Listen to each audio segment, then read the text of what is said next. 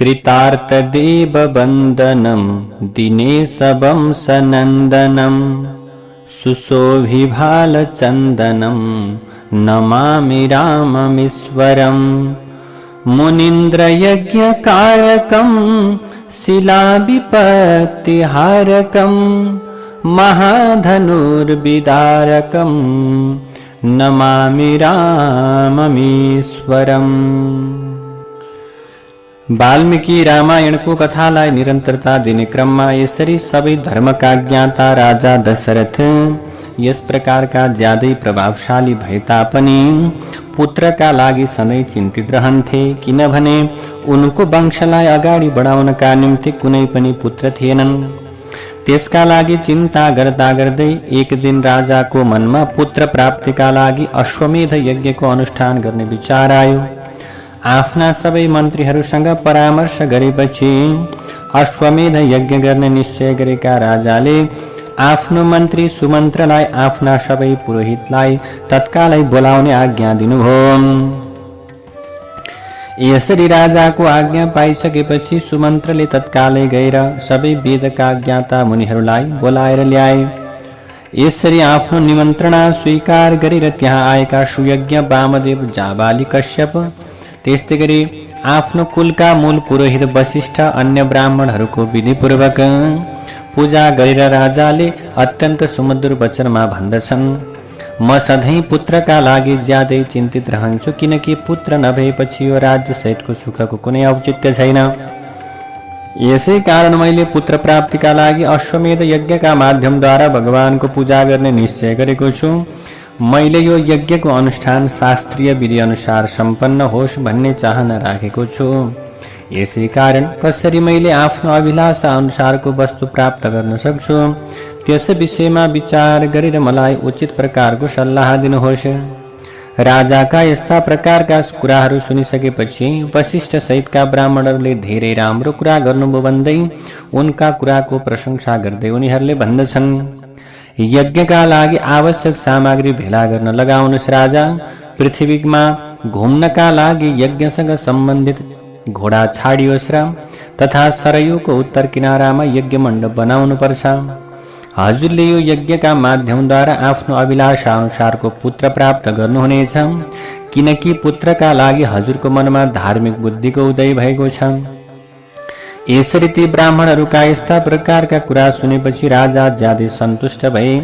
उनले आफ्ना मन्त्रीहरूसँग भन्दछन्, गुरुहरूको आज्ञा अनुसार यज्ञका सबै सामग्री भेला गर्न लगाओ तथा शक्तिशाली वीरहरूको संरक्षणमा उपाध्याय सहित के गर त भने घोडा छाड्ने व्यवस्था मिलाऊ।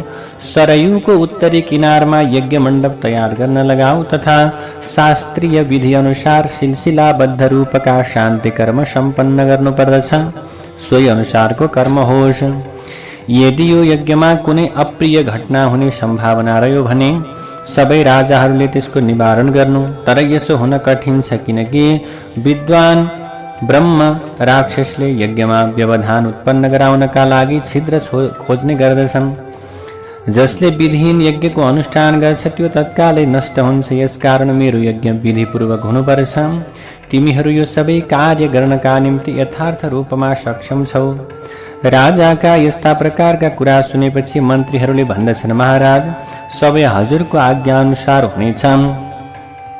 यसरी ती ब्राह्मण राजा दशरथलाई धन्यवाद दिँदै आफ्नो आफ्नो ठाउँतर्फ गए। ती ब्राह्मणहरू गइसकेपछि राजाले आफ्ना मन्त्रीहरूसँग भन्दछन्, पुरोहितको आज्ञा अनुसार यो यज्ञ विधिपूर्वक सम्पन्न हुनुपर्छ। त्यहाँ आएका मन्त्रीहरूलाई यस प्रकारको आज्ञा दिएर राजा दशरथ उनीहरूलाई बिदा दिएर आफ्नो महलतर्फ गए।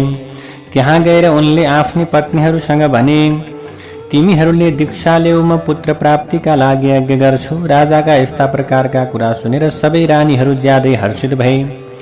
यसरी पुत्र प्राप्तिका लागि अश्वमेध यज्ञ गर्ने कुरा सुनेपछि सुमन्त्रले एकान्तमा राजासँग भन्दछन्, म हजुरलाई ज्यादै पुरानो इतिहास सुनाउँछु। मैले यो कुरा पुराणमा सुनेको हुँ। पुरोहितहरूले पुत्र प्राप्तिका लागि अश्वमेध यज्ञ गर्ने उपदेश दिनुभएको छ, तर मैले इतिहासका रूपमा केही विशेष कुरा सुनेको छु। प्राचीन कालमा सनत कुमारले ऋषिहरूलाई एउटा कथा सुनाउनु भएको थियो। त्यो कथा अब हजुरको पुत्र प्राप्तिसँग सम्बन्धित छ। त्यसैले त्यस समयमा उनले भनेका थिए महर्षि काश्यपका विभाण्ड नाम भएका एउटा पुत्र थिए। उनका पनि ऋष्यशृङ्ग नाम भएका एउटा पुत्र हुनेछन्। ती ऋष्यशृङ्ग सधैँ वनमा बस्नेछन् र वनमै बढ्नेछन्। उनी सधैँ आफ्नो पितासँग मात्र बस्ने भएकाले ती ऋष्यशृङ्गले अरू कसैलाई पनि चिन्दैनन्। संसारमा ब्रह्मचर्यका दुईवटा रूप प्रख्यात छन् भने ब्राह्मणहरूले सधैँ ती दुवै स्वरूपका विषयमा बताएका छन्। तिनीहरूमध्ये पहिलो दण्ड अनि करधनी लगायत धारण गर्ने मुख्य ब्रह्मचर्य र दोस्रो ऋतुकालमा पत्नीसँग सँगै रहने र गौण ब्रह्मचर्य हो। उनीबाट ती दुवै ब्रह्मचर्यको पालना हुनेछ। यसरी बस्दै मुनिको समय अग्नि तथा तेजस्वी पिताको सेवा गर्दैमा बित्दछ। त्यसै समयमा अङ्ग देशमा रोमपाद नाम भएका एउटा ज्यादै प्रतापी राजा हुनेछन्। उनीबाट धर्म विरुद्धको कार्य हुँदा त्यो देशमा डरलाग्दो खडेरी पर्नेछ, जसका प्रभावले सबै मनुष्यहरू अत्यन्त भयभीत हुनेछन्। यसरी खडेरी परेपछि राजा रोमपाद धेरै धेरै दुखी हुनेछन्। उनले शास्त्रहरूका ज्ञाता ब्राह्मणहरूलाई बोलाएर भन्नेछन्, हजुरहरू वेद र शास्त्र अनुसारको कर्म गर्ने भएकाले हजुरहरूलाई मनुष्यहरूको आचार विचार राम्रो ज्ञान हुन्छ। यसै कारण कृपया मलाई मेरो पापको प्रायश्चित्त हुने उत्तम विषयमा बताइदिनुहोस्। ती राजाका यस्ता प्रकारका कुरा सुनेपछि ब्राह्मणहरूले उनलाई सल्लाह दिने सिलसिलामा भन्नुहुन्छ, विभाण्डका पुत्र ऋष्यशृङ्ग वेदका ज्ञाता छन्। तिमी कुनै पनि उपायले यहाँ आमन्त्रण गरेर उनको राम्ररी सत्कार गरेर वैदिक विधि अनुसार उनीसँग आफ्नी कन्या शान्ताको विवाह गरिदेऊ। उनीहरूका यस्ता प्रकारका कुरा सुनेपछि राजाले ती ऋष्यशृङ्गलाई कसरी यहाँ ल्याउने होला भन्ने कुराको चिन्तामा परेछन्। यसपछि ती राजाले आफ्ना मन्त्रीहरूसँग छलफल गरेर आफ्ना पुरोहित र मन्त्रीहरूलाई त्यहाँ पठाए। राजाका यस्ता प्रकारका कुरा सुनेपछि मन्त्री र पुरोहितले दुखी हुँदै उनीसँग हामी महर्षिसँग डराउने भएकाले त्यहाँ जान असमर्थ छौँ भन्ने छन्। यसपछि धेरै विचार गरेर उनीहरू राजालाई उचित उपायका विषयमा बताउने सिलसिलामा हामी ती ब्राह्मणलाई कुनै पनि उपायले यहाँ ल्याउने छौँ, यसो गर्दा कुनै पनि दोष लाग्दैन भन्ने वचन बोल्दछन्। यसरी उनीहरूले गणिकाको सहयोगमा अङ्ग देशका राजाले ऋष्यशृङ्गलाई आफ्नो भवनमा बोलाउनेछन्। उनी आउने बित्तिकै इन्द्रले त्यो राज्यमा वर्षा गराउनेछन्। यसपछि राजाले उनीसँग आफ्नी पुत्री शान्ताको विवाह गरिदिनेछन्। यसरी ऋष्यशृङ्ग तिम्रा ज्वाइँ भए उनले तिम्रा लागि सहज रूपमा पुत्र प्राप्ति गराउने यज्ञ कर्म सम्पन्न गर्नेछन्। यो सनत कुमारले बताएको कुरा मैले तिमीलाई सुनाएको हुँ। यस प्रकारका कुरा सुनेर राजा दशरथ ज्यादै प्रसन्न भएकाले उनले सुमन्त्रसँग भन्दछन्, अब तिमीले ऋष्यशृङ्गलाई यहाँ ल्याउने उपायका विषयमा स्पष्ट रूपमा बताऊ। राजाको यस्ता प्रकारको आज्ञा पाएर सुमन्त्रले भन्दछन्, रोमपादका मन्त्रीहरूले ऋष्यशृङ्गलाई त्यहाँ जसरी र जुन उपायले बोलाएका थिए त्यसका विषयमा सबै सुना। त्यस समयमा सबै मन्त्री सहित पुरोहितले राजा रोमपादसँग भने, हामीले एउटा उपाय निकालेका छौँ जुन काममा ल्याउँदा कुनै व्यवधान उत्पन्न हुने सम्भावना छैन। ऋष्यशृङ्ग मुनि सधैँ वनमा बसेर तपस्या र वेदको अध्ययनमा लागिरहन्छन्। उनले स्त्रीहरूलाई चिन्दैनन् र उनलाई विषय सुखको कुनै पनि ज्ञान छैन। हामी मनुष्यको चित्तमा हलचल उत्पन्न हुने विषयको प्रलोभन देखाएर उनलाई आफ्नो नगरमा ल्याउने छौँ। यसका लागि तत्कालै प्रयास गर्नुपर्दछ। यदि सुन्दर आभूषणले सजिएका मनमोहक रूप सम्पन्न गणिकाहरू त्यहाँ गए भने तिनीहरूले अनेकौं प्रकारका उपायले उनलाई लोभ्याएर यो नगरमा ल्याउनेछन्।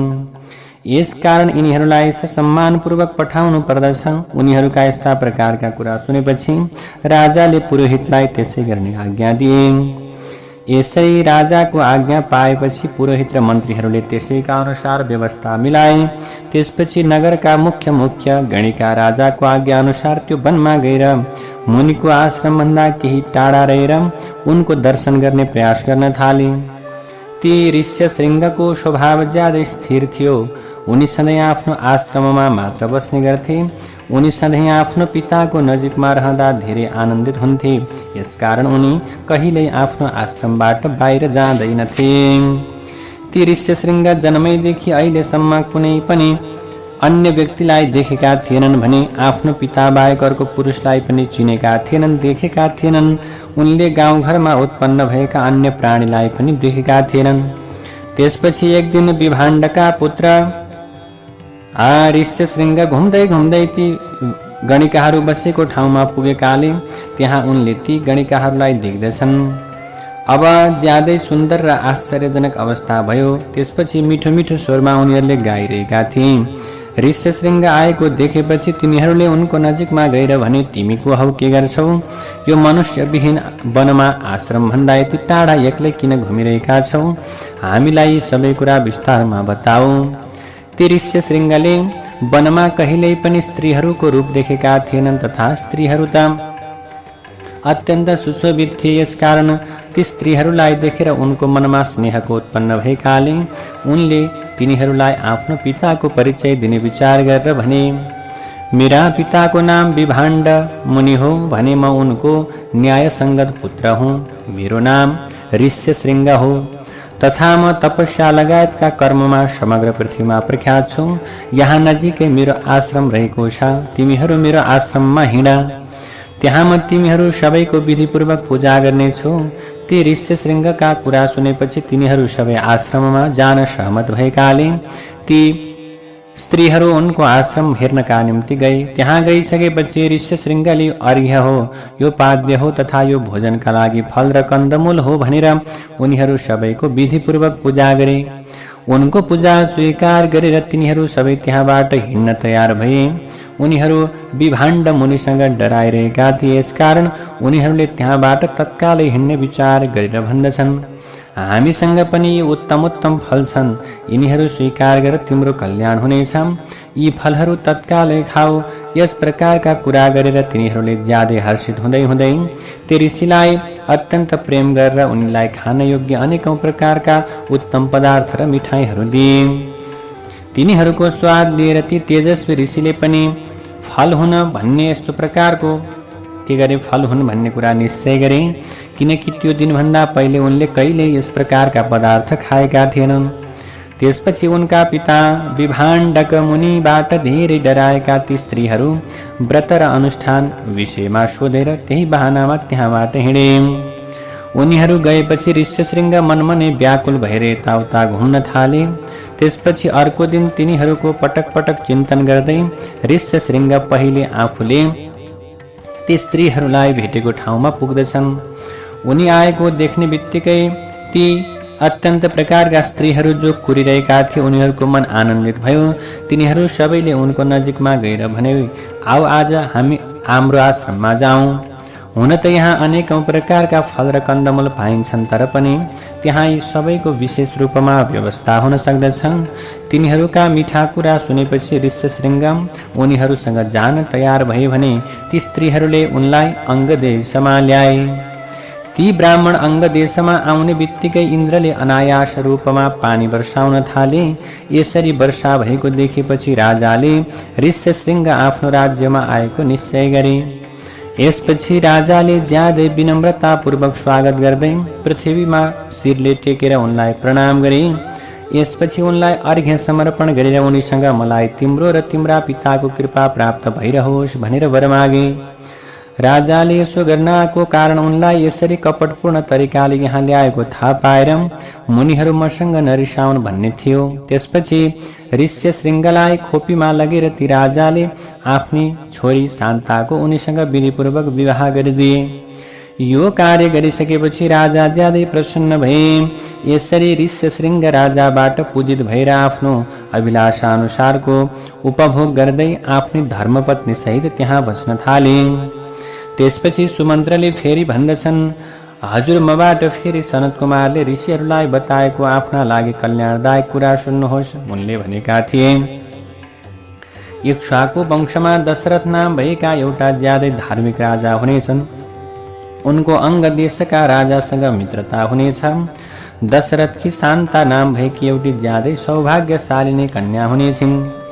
अंग देशका राजाको नाम रोमपाद हुनेछ। राजा दशरथले उनको नजिकमा गएर भन्नेछन्, म सन्तान विहीन छु। यदि तिमीले मलाई आज्ञा दिन्छौ भने शान्ताका पति ऋष्यशृङ्गले यहाँबाट गएर मेरो यज्ञ गराइदिउन्।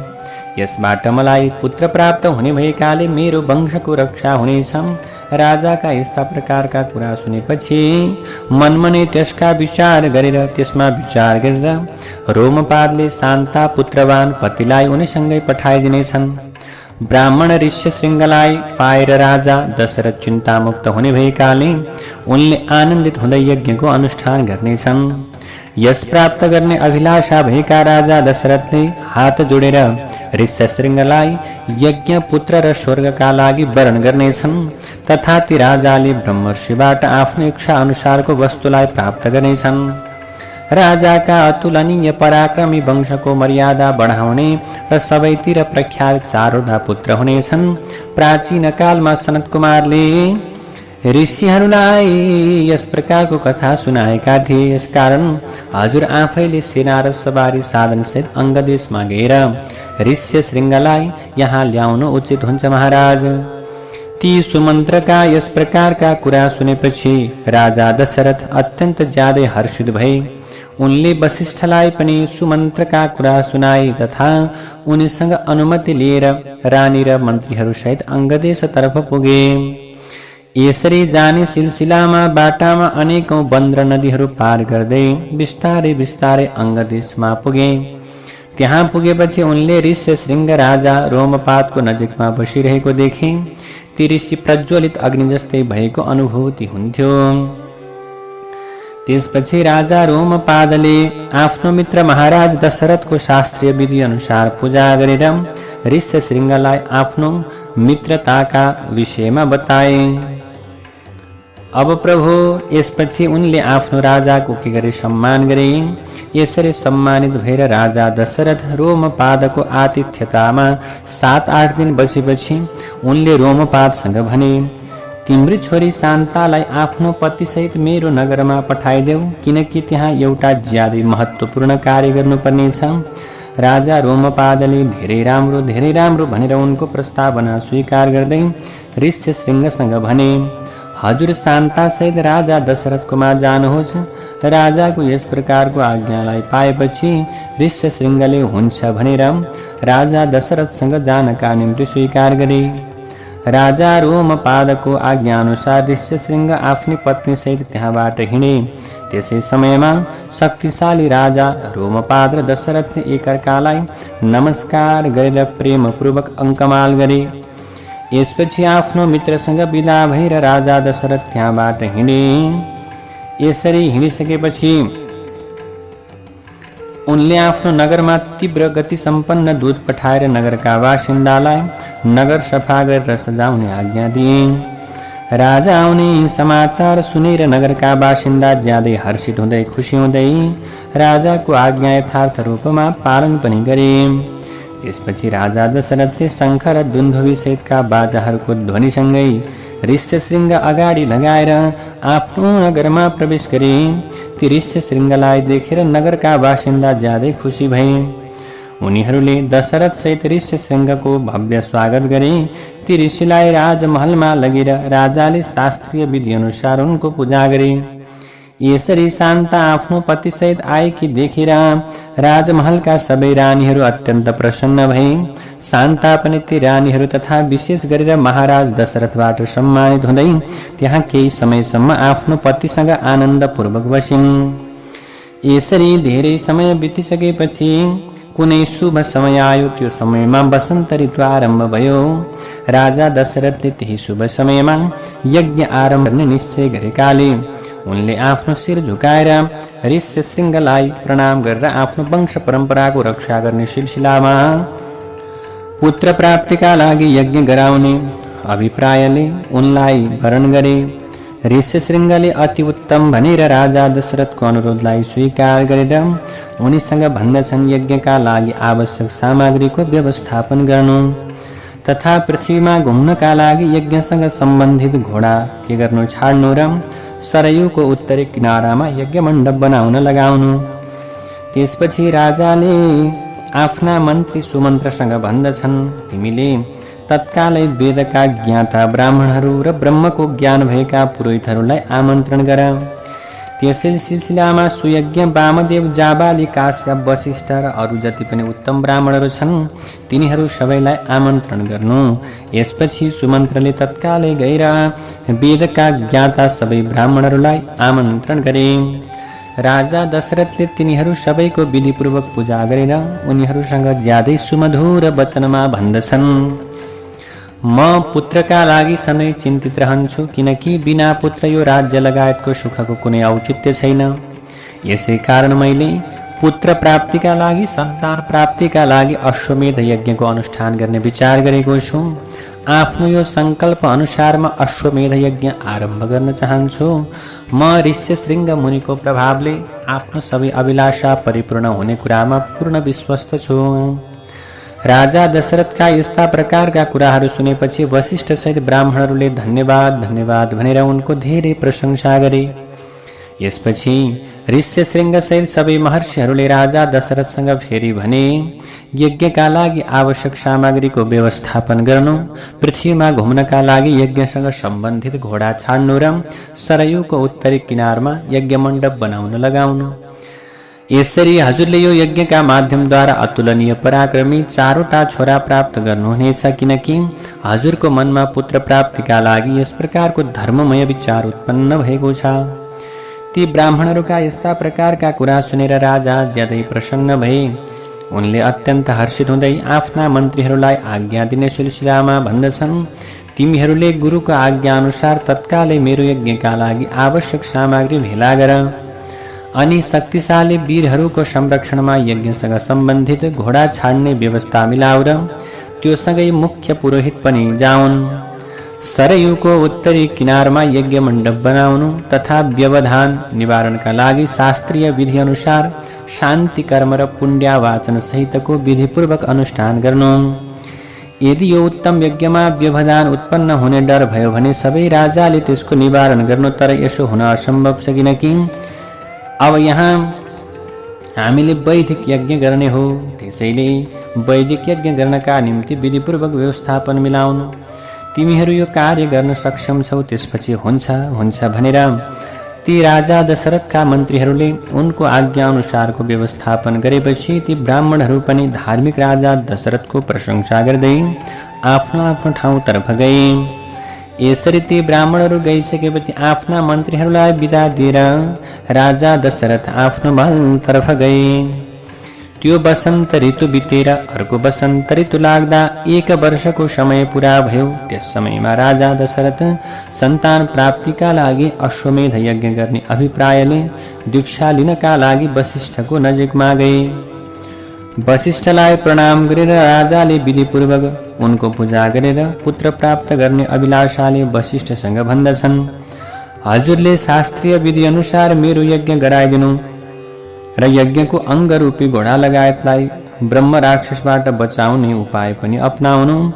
हजुर मप्रति विशेष स्नेह रहेको छ हजुरको मप्रति। त्यसैले हजुर मेरो निस्वार्थ हितैषी र कुलगुरु पनि हुनुहुन्छ। हजुरले यो यज्ञको भार वहन गर्न सक्षम हुनुहुन्छ, त्यसपछि हुन्छ अत्यन्त उत्तम भन्दै वशिष्ठ नाम गरेका ऋषिले राजासँग भन्दछन्, तिमीले जेका लागि प्रार्थना गरिरहेका छौ त्यो म पूर्ण गर्नेछु।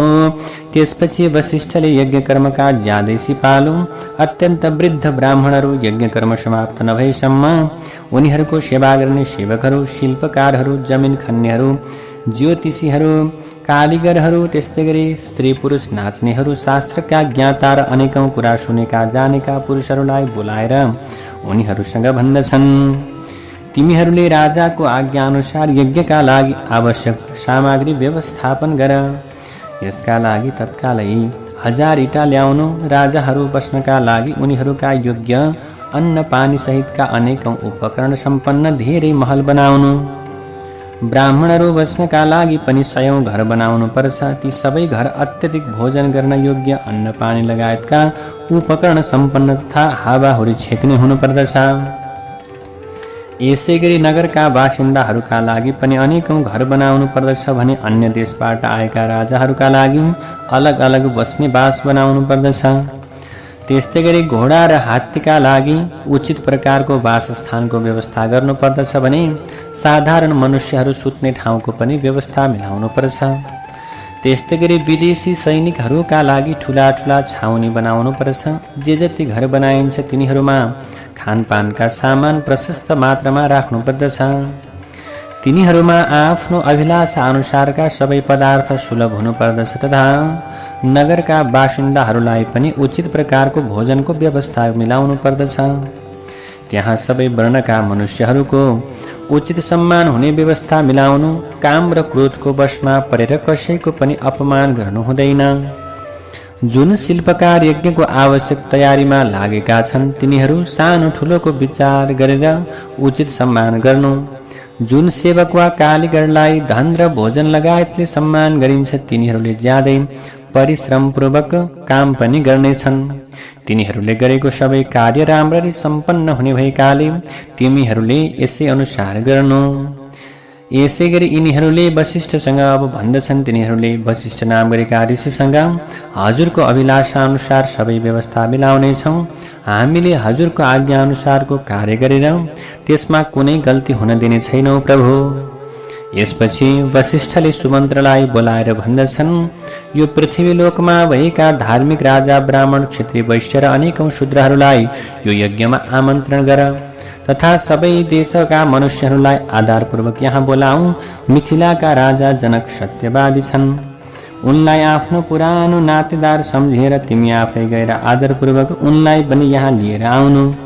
यसै गरी काशीका राजा आफ्ना ज्यादै प्रिय मित्र हुन् र उनी सधैँ प्रिय वचन बोल्दछन्।